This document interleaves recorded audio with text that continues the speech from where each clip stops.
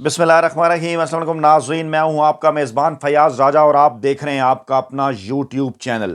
دوستو، ارشد شریف شہید کے قاتل کون ہیں؟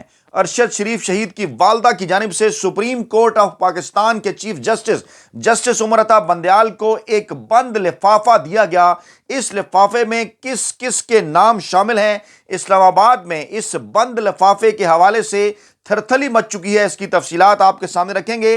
آپ کو یہ بھی بتائیں گے کہ 29 نومبر کے بعد سپریم کورٹ آف پاکستان کی جانب سے از خود نوٹس کیوں لیا گیا، پہلے یہ نوٹس کیوں نہیں لیا گیا، اور سابق army chief general Qamar Javed Bajwa کی ریٹائرمنٹ کے ساتھ سپریم کورٹ آف پاکستان کے اس از خود نوٹس کا کیا تعلق ہے۔ لیکن اس کی تفصیلات میں جانے سے پہلے دو اہم ترین چیزیں آپ کے سامنے رکھوں گا، اس سے پہلے کہ ارشد شریف شہید کی والدہ کی جانب سے جن لوگوں کے نام سامنے آئے، نام دیے گئے بند لفافے میں، جن کو میڈیا نے رپورٹ نہیں کیا، کوئی 5 یا 6 لوگوں کی بات کرتا رہا، لیکن اصل میں یہ 7 لوگ ہیں۔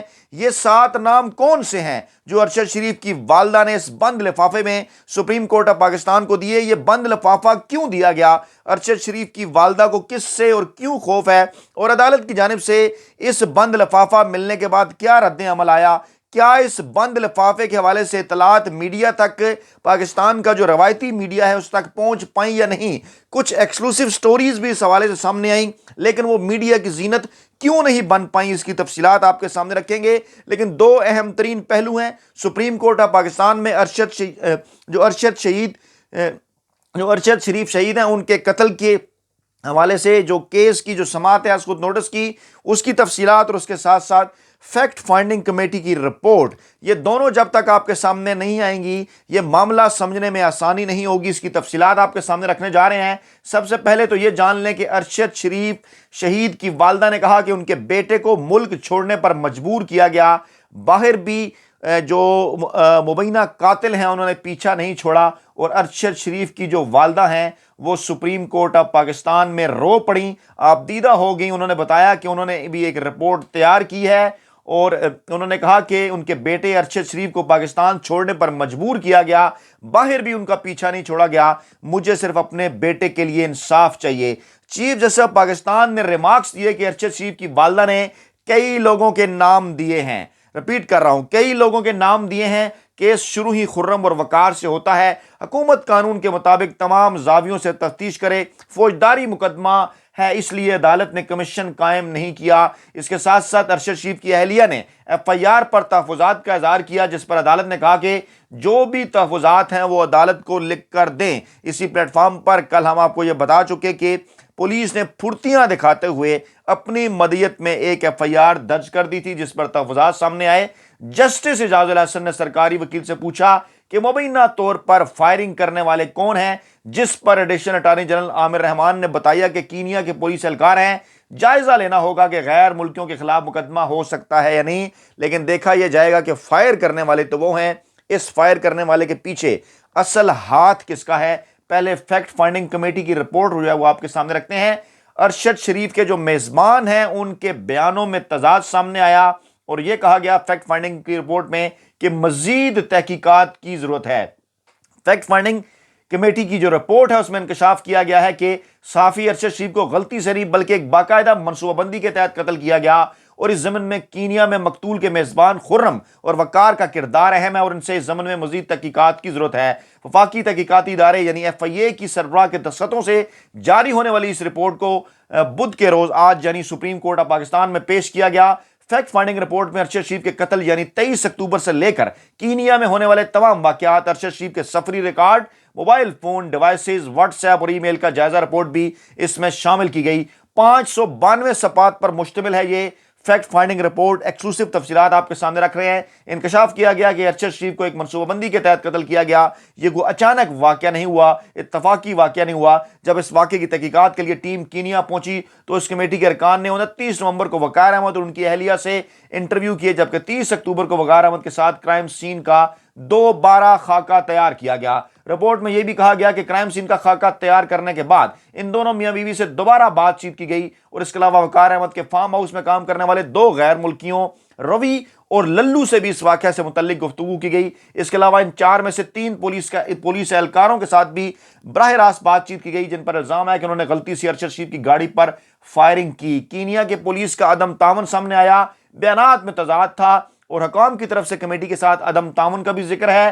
رپورٹ میں کہا گیا ہے کہ کینیا کی پولیس کے حکام نے ان 4 پولیس اہلکاروں کے ساتھ شیڈول ملاقات کو منسوخ کر دیا تھا، جبکہ 3 پولیس اہلکاروں کے ساتھ ملاقات کروائی، جبکہ چوتھے پولیس اہلکار کے بارے میں کہا گیا کہ وہ زخمی ہے۔ کینیا پولیس حکام کی طرف سے یہ دعویٰ بھی کیا گیا کہ ارشد شریف کا قتل غلط فہمی کا نتیجہ ہے۔ اس رپورٹ میں جائے حادثہ کا ذکر کرتے ہوئے بتایا گیا کہ علاقہ تنزانیہ اور کینیا بارڈر کے ساتھ ہے اور یہ علاقہ کاروں کی سمگلنگ کے حوالے سے مشہور ہے۔ اس رپورٹ میں اس بات کا بھی ذکر کیا گیا کہ تکنیکی اعتبار سے کینیا کے حکام کی اس بات میں کوئی وزن نہیں کہ اس شاہراہ کو رکاوٹیں کھڑی کر کے بند کر دیا جائے۔ کینیا پولیس کی طرف سے ارشد شریف کے قتل سے متعلق یہ کہا گیا تھا کہ انہیں گاڑی چھن جانے کے واقعہ کی اطلاع ملی تھی، جس پر انہوں نے سڑک پر رکاوٹیں کھڑی کر دی تھیں اور ارشد شریف کی گاڑی کو روکنے کا اشارہ کیا، لیکن ڈرائیور نے گاڑی نہیں روکی، جس پر پولیس اہلکاروں نے گاڑی پر فائرنگ کر دی، لیکن اس بات میں کوئی وزن نہیں کہ اس شاہراہ کو رکاوٹیں کھڑی کر کے بند کر دیا جائے۔ اس بیان کے بعد پولیس حکام کی طرف سے یہ بیان بھی سامنے آیا کہ پولیس اہلکاروں پر اس گاڑی سے فائرنگ کی گئی جس میں ارشد شریف سوار تھے، تاہم پولیس اہلکاروں نے اپنے دفاع میں گولی چلائی۔ رپورٹ میں کہا گیا کہ یہ جو بیانات ہیں پولیس حکام کے، یہ تضادات سے بھرے ہوئے ہیں۔ رپورٹ میں یہ بھی کہا گیا کہ جس گاڑی میں ارشد شریف سوار تھے، فائرنگ 2 ہتھیاروں سے کی گئی، جس میں ایک 7mm اور دوسری ایک اور گن سے فائرنگ کی گئی اور ان ہتھیاروں سے مجموعی طور پر 9 گولیاں چلائی گئیں۔ رپورٹ میں یہ بھی کہا گیا کہ فائر کی جانے والی گولیوں کی ٹریجیکٹری کو بھی بیان کیا گیا ہے اور ارشد شریف کے سینے میں لگنے والی گولیوں کی ٹریجیکٹری فائرنگ پیٹرن سے نہیں ملتی۔ یہ بڑا ہی امپورٹنٹ پوائنٹ ہے۔ رپورٹ میں اس بات کا بھی ذکر ہے کہ ارشد شریف کو ایک گولی کمر کے اوپری حصے میں لگی اور گولی گردن سے تقریباً 6 سے 8 انچ نیچے لگی، جو سینے کی جانب سے باہر نکلی۔ رپورٹ میں کہا گیا کہ زخم سے یہ عکس کرنا مشکل نہیں کہ گولی قریب سے چلائی گئی۔ یہ بڑا ہی اہم واقعہ ہے، بڑا ہی اہم نقطہ ہے۔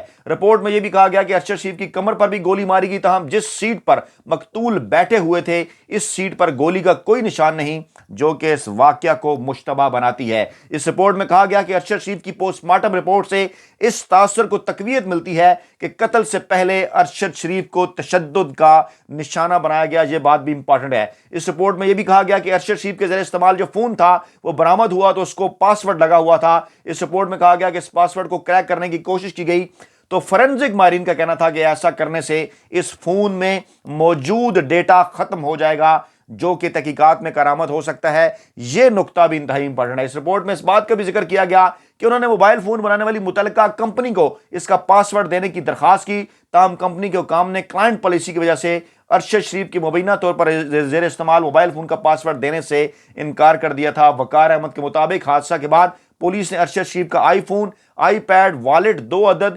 USB بھی حوالے کی۔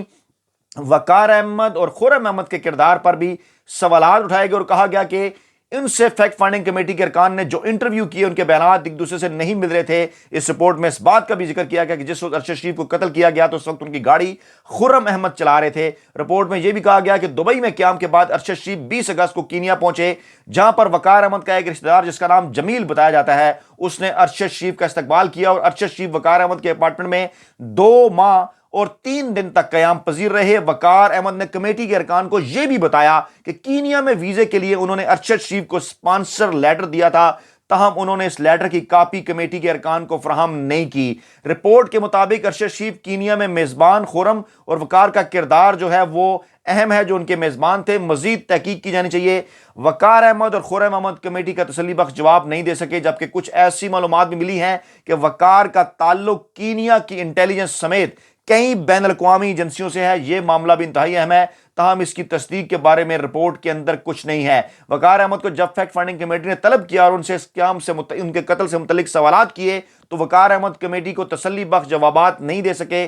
اس رپورٹ میں اس بات کا بھی ذکر ہے کہ جس روز ارشد شریف کو قتل کیا گیا اس وقت گاڑی چلانے والے خرم کے بیانات تضادات سے بھرپور ہیں، اور کمیٹی کے ارکان نے جب خرم سے ارشد شریف سے ملاقات اور ان کی سفری تفصیل کے بارے میں پوچھا تو خرم سے اس سے متعلق کوئی تسلی بخش جواب خرم نہیں دے سکے۔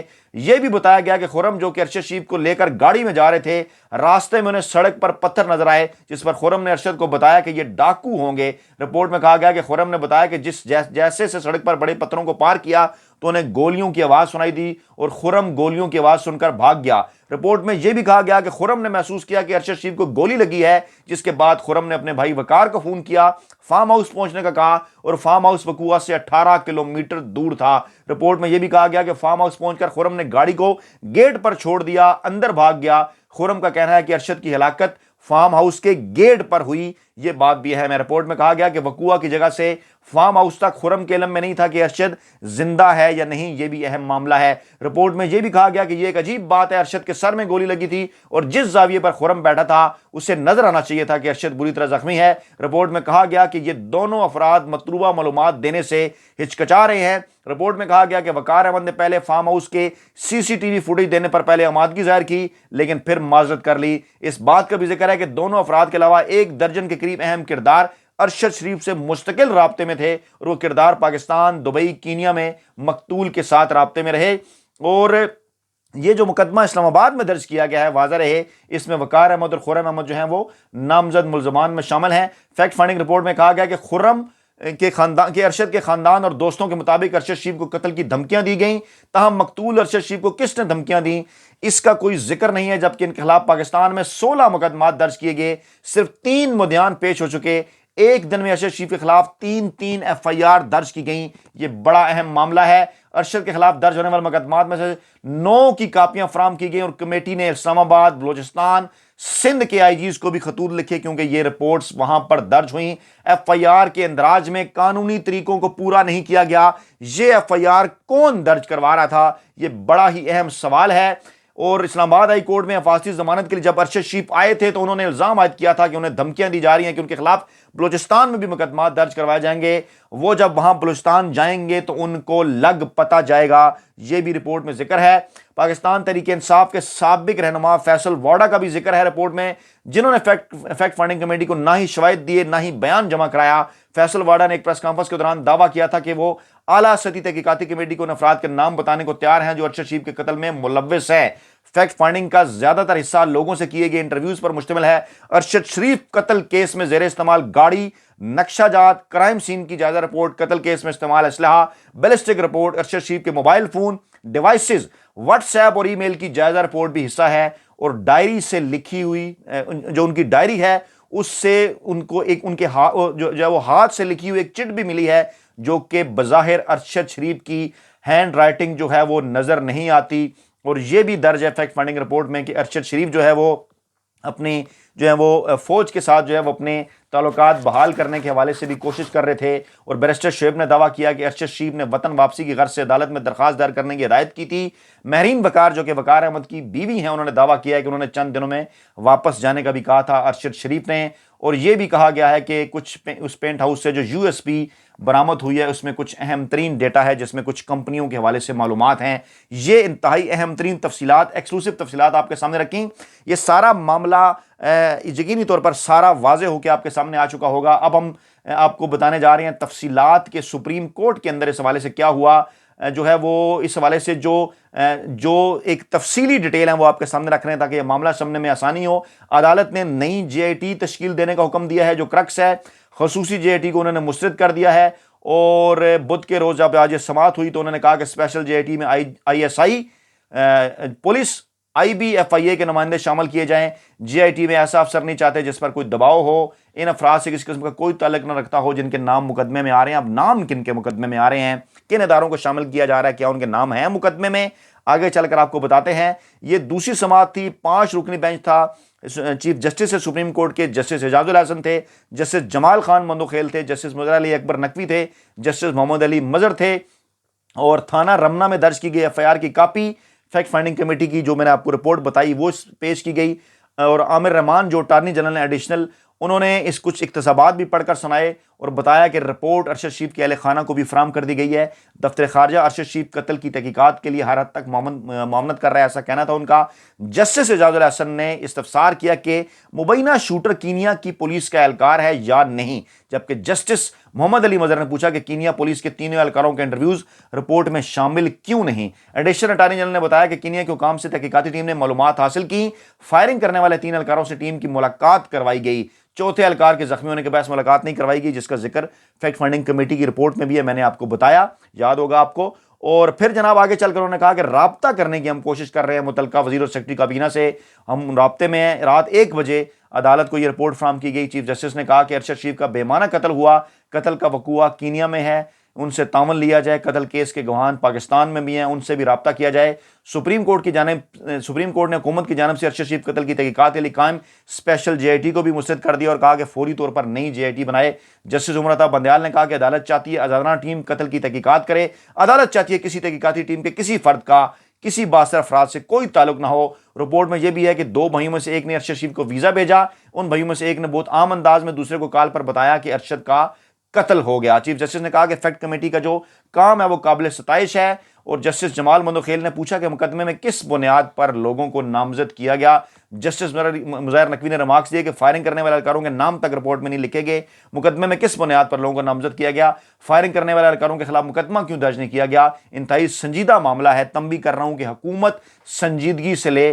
ایڈیشنل اٹارنی جنرل نے بتایا کہ جائزہ لینا ہوگا کہ غیر ملکیوں کے خلاف مقدمہ درج ہو سکتا ہے یا نہیں، انکوائری رپورٹ جو ہے وہ ریکارڈ کا حصہ بنے گی، ابھی بہت سی تحقیقات ہونا باقی ہیں۔ ایف آئی آر صرف ابتدائی اطلاعاتی رپورٹ ہے۔ ارشد شریف کی والدہ بھی ہیں رفت آرا، عدالت کے سامنے روسٹم پر آ کر انہوں نے بات کی، انہوں نے بتایا کہ ارشد شریف کے ساتھ کیا ہوا، اس سے متعلق درخواست تیار کی ہے، یہ بتاتے ہوئے وہ ابدیدہ بھی ہوئے، کہا کہ آپ سے درخواست ہے ہمیں انصاف دیں۔ ارشد شریف کو پاکستان چھوڑنے پر مجبور کیا گیا اور وہاں بھی ان کا پیچھا نہیں چھوڑا گیا۔ مقتول صحافی کی والدہ نے بتایا کہ جس طرح پاکستان سے ارشد شریف کو نکالا گیا وہ ان کی درخواست میں لکھا ہوا ہے۔ چیف جسٹس نے کہا کہ افسوسناک واقعہ پر آپ سے معذرت خواہ ہیں، اٹارنی جنرل صاحب آپ ارشد شریف کی والدہ کی درخواست دیکھیں، آپ کو یقین دلاتے ہیں کہ تحقیقاتی ٹیم بغیر دباؤ کی تحقیقات کرے گی۔ ارشد شریف کی والدہ نے شکریہ ادا کیا تو چیف جسٹس نے کہا کہ مسز الوی 2 شہیدوں کی دکھی اور افسردہ ماں ہیں، شکریہ کی ضرورت نہیں، عدالت اپنا فرض ادا کر رہی ہے۔ چیف جسٹس نے ریمارکس دیے کہ ارشد شریف کی والدہ نے کئی لوگوں کے نام دیے ہیں، حکومت قانون کے مطابق تمام زاویوں سے تفتیش کرے، کئی لوگوں کے نام دیے ہیں، اس کی تفصیلات آگے چل کر جو اہم ترین ہیں آپ کو وہ بتاتے ہیں، اور کیوں ان کا ناموں کا ذکر نہیں آ رہا میڈیا کے اوپر۔ فوجداری مقدمہ ہے، عدالت نے اس لیے کمیشن قائم نہیں کیا، کیس شروع ہی خرم اور وقار سے ہوتا ہے، عدالت کو کل نئی اسپیشل جے آئی ٹی سے متعلق آگاہ کریں۔ اور اس سے پہلے جو ہے وہ حکومت نے ایک جے آئی ٹی جو بنائی تھی، وہ خیر میں نے آپ کو بتایا کہ اس کو جو سپریم کورٹ آف پاکستان ہے انہوں نے اس کو ختم کر دیا، اس کو انہوں نے مسترد کر دیا کہ نئی جو جے آئی ٹی ہے اس کو جو ہے وہ بنایا جائے، اور اس کے اندر جو ہے وہ کون کون لوگ کن کن اداروں کے شامل کیے جائیں وہ بھی میں آپ کو بتا چکا۔ اب جناب اس کے بعد ایک شور ہوا سوشل میڈیا کے اوپر، روٹین میڈیا کے اوپر، لوگ وہ نام جاننا چاہ رہے تھے کہ وہ کیا نام ہے، کیونکہ بند لفافے کے اندر یہ درخواست تھی مرحوم ارشد شریف شہید کی والدہ کی جانب سے، اور پھر پہلے تو یہ ٹویٹ آیا کچھ دوستوں کا کہ ارشد شریف کی والدہ نے بند لفافے میں ایف آئی آر میں کچھ افراد کو نامزد کرنے کی درخواست دے دی ہے، اور چیف جسٹس نے اسے کھول کر پڑھا بھی۔ پھر کچھ دوستوں کے خیال میں ایک طرح سے انہوں نے صفائی دی کہ یہ بال حکومت کی کورٹ میں پھینک دی کہ قانون کے مطابق تحقیقات کریں۔ پھر آگے چل کر نام بھی سامنے آ گئے، اور ناموں میں جو نام شامل ہیں جو کہ کہا گیا ارشد شریف شہید کی والدہ کی جانب سے کہ یہ نام جو ہیں وہ اس ایف آئی آر میں نامزد کر رہی ہیں، وہ یہ نام اس کے اندر جو ہیں وہ شامل کیے جائیں۔ نام کیا ہیں؟ سابق army chief general Qamar Javed Bajwa, موجودہ D G I S I general Nadeem Anjum, اس کے ساتھ ساتھ آئی ایس پی آر کے brigadier Shafiq, I S I کے brigadier Faheem, I S I کے major general Faisal Naseer, I S I کے کرنل نعمان، اور آئی ایس آئی کے کرنل رضوان۔ اور یہ تفصیل جو ہے وہ اس کی بڑی جو ہے وہ جو یہ کاپی اس وقت جو ہے وہ گردش کر رہی ہے سوشل میڈیا کے اوپر، واضح طور پر ان ناموں کو ہائی لائٹ کیا گیا ہے۔ Application for registration of F I R by Mrs Riffat Ara Alvi against murder of my son international investigative journalist Arshad Sharif, یہ نام جناب اس کے اندر جو ہے وہ نیچے چل کر لکھے گئے ہیں۔ اب ایک سوال ہے، سپریم کورٹ آف پاکستان کی جانب سے از خود نوٹس لیا گیا اس معاملے کا، چیف جسٹس آف پاکستان کی جانب سے از خود نوٹس لیا گیا، آخرکار یہ از خود نوٹس 43 دنوں کے بعد کیوں لیا گیا؟ 29 نومبر 2022 سے پہلے یہ نوٹس کیوں نہیں لیا جا سکتا تھا؟